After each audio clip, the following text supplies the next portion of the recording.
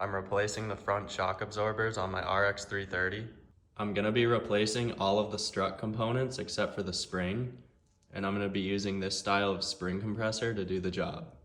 The sway bar links on the car are 21 years old, so I'm going to be replacing both links while we're there.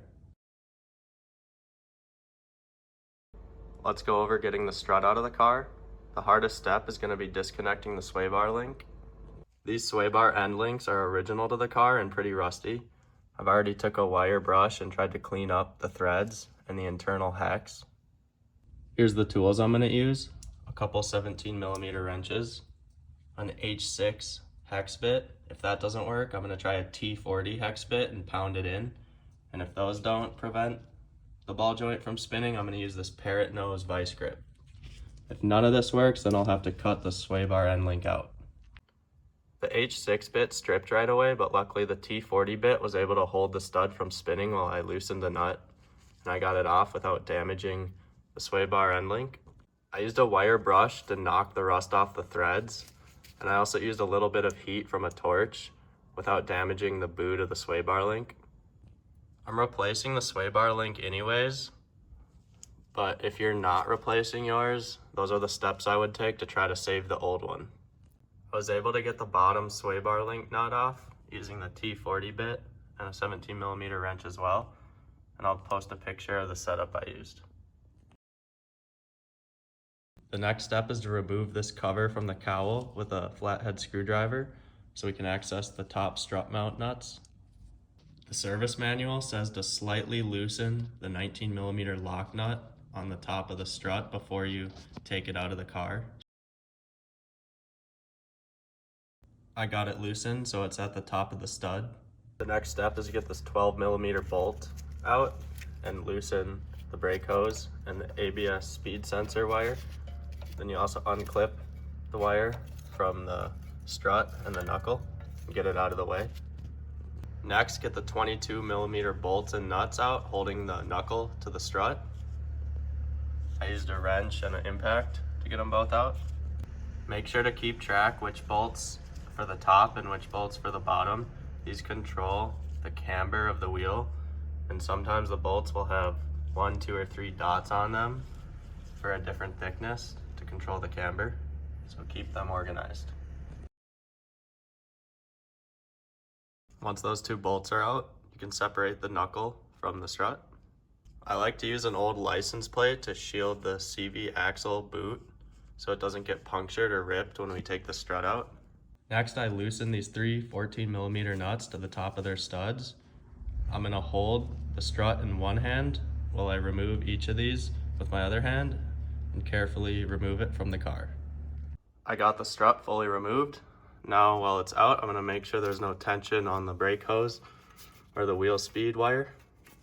With the strut out of the car, I put marks on the spring facing the outside of the strut. These marks will help us line up the spring on the new shock absorber and strut mount components. A couple of notes for the new strut hardware. The insulators have these parts, which you can use to line up with the spring seats, both on the strut and on this top part.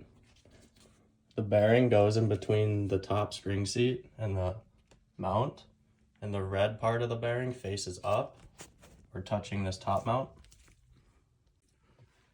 All the components have arrows, and you line these up with the outside of the new shock absorber or this mounting point right here. And the shock absorber should come with a new lock nut. For the new bumper, the dots face upwards on the strut like this. One thing I like to do is put marks on the direction of the new strut components. This makes installation go easier.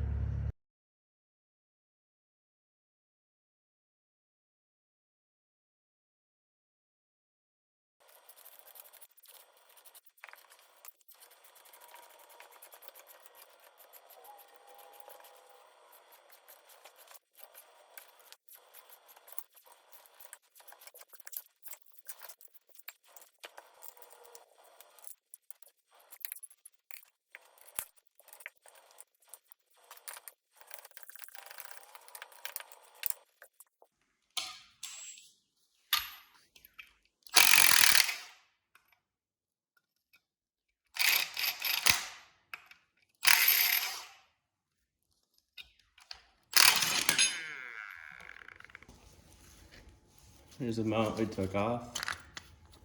You can see the red seal was faced upwards.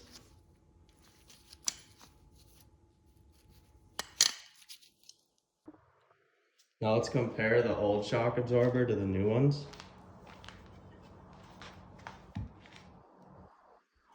The old one does not go back up on its own. And if I compress it,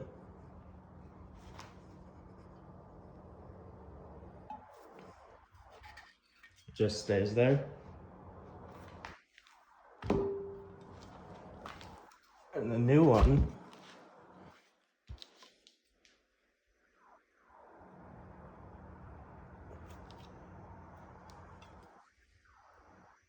goes all the way back up.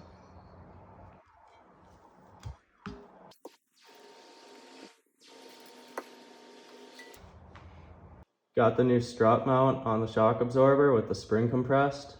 I had to reconfigure the spring compressor higher up the spring, and I had to compress it this far to even start threading that nut on.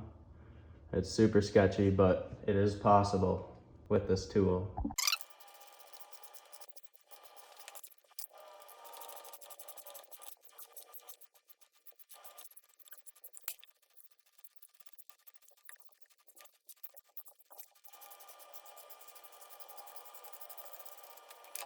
I was able to get the first shock absorber replaced using this tool, but it really damaged the tool and it was extremely sketchy.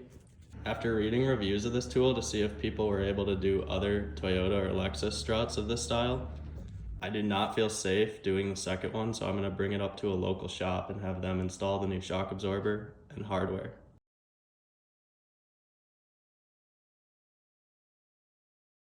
I'm back from the shop with the second shock absorber installed. We got everything lined up with the marks I made. This strut mount bearing came apart, so it's a good idea to order new ones if you're doing this job. This lock nut doesn't get torqued until the strut is installed into the car. I got the strut back in the car, the 3 bolts on top. I just tightened them a little bit for now. Here's why you need to keep track of which bolt goes where.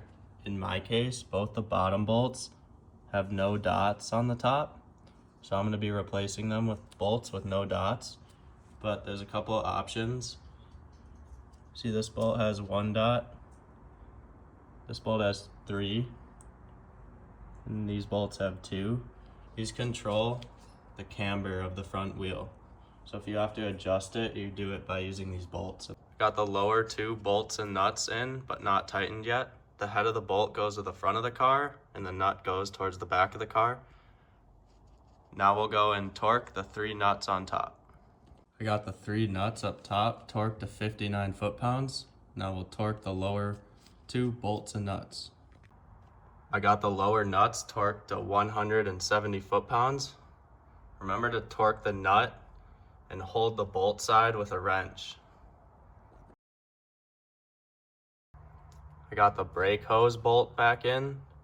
Remember, the brake hose goes in front of the ABS wire. The ABS wire is behind it, like so, and the torque spec is 14 foot-pounds. Remember to reclip the ABS wire clip to the knuckle and strut. The next step is to tighten the strut lock nut to 36 foot-pounds and then replace the little cover in the cowl. Next, we're going to install the sway bar link and new nuts. I got the sway bar link installed and both nuts torqued to 55 foot-pounds. Luckily, the ball joints did not spin while I was torquing them, so I didn't have to hold them with a 6mm Allen key. You're able to torque the back one with a normal socket. It's tight, but doable. Everything's looking good. Now the last step is to get the wheel on and torque the lug nuts to 76 foot-pounds, and then repeat for the other side. We got the other side installed and torqued down. Now it's time to install the wheel and go get an alignment.